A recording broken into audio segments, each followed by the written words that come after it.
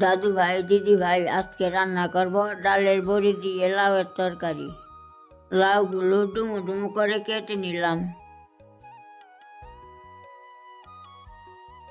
কাটা হয়ে গেলে লাউগুলো ধুয়ে নিলাম।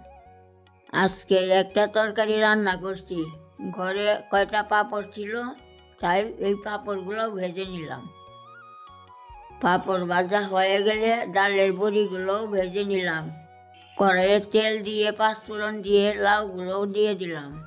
নুন দিয়ে নাড়াচাড়া করে মশলাটা বেটে নিলাম।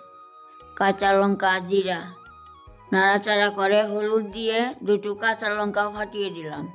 মশলাটা দিয়ে নাড়াচাড়া করে ডালের বড়িগুলোও দিয়ে দিলাম। তরকারিটা হয়ে গেলে নামিয়ে নিলাম। তরকারিটা কেমন হয়েছে কমেন্টে বলবে। একটা লাইক, একটা সাবস্ক্রাইব করে পাশে থাকবে।